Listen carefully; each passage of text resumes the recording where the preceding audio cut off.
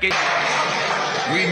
We must understand the politics of our community, and we must know what politics is supposed to produce. We must know what part politics play in our lives. And until we become politically mature, we will always be misled, led astray, or deceived or maneuvered into supporting someone politically who doesn't have the good of our community at heart.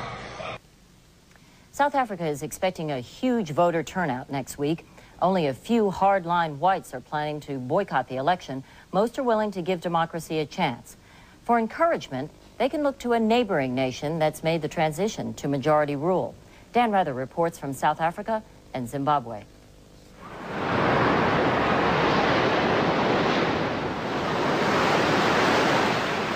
Across South Africa, many white citizens worry that the good life will turn bitter and more dangerous for them under black majority rule.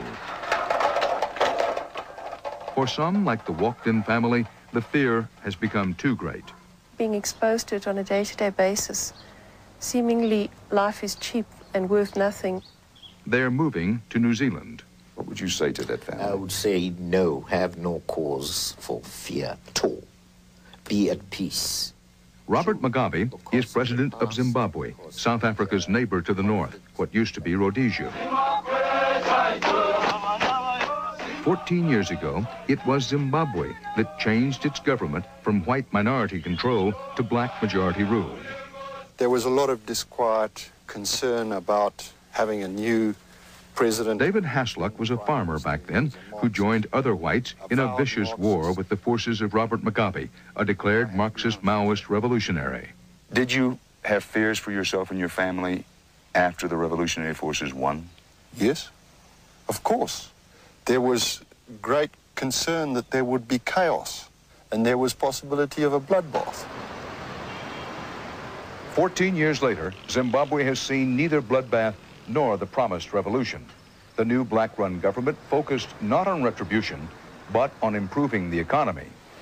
Zimbabwe's tremendous natural resources help fuel the economy.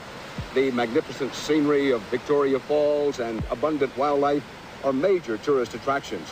And after mining and agriculture, tourism is Zimbabwe's biggest income earner. Despite fears that the economy would falter, for most whites in Zimbabwe today, life couldn't be better. Oh, yes, I wouldn't be anywhere else in the world. The whites are here. They still are in control of the economy. They have most of the land in the country, they being commercial farmers. For black Zimbabweans, the picture has been mixed. Some land has been redistributed to the poor, but for many blacks, life here is still close to the edge of desperation. What has happened in Zimbabwe is this. Neither black hopes nor white fears have been fully realized. For blacks who were hoping for dramatic change, poverty remains a common experience. We were thinking that it will be better, but it's getting worse. It's getting worse. I think it's a tragedy.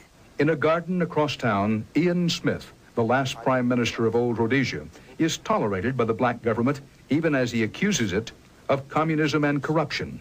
Why do you stay? Because it's my country. I was born here.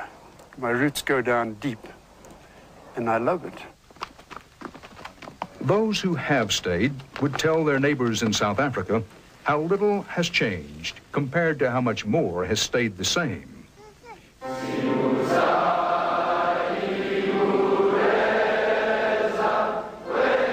Real change occurs across generations.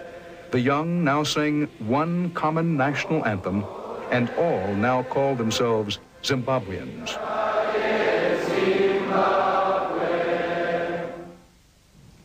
In South Africa, the voting begins on Tuesday. CBS News will be there, and Dan will have another special report on Monday.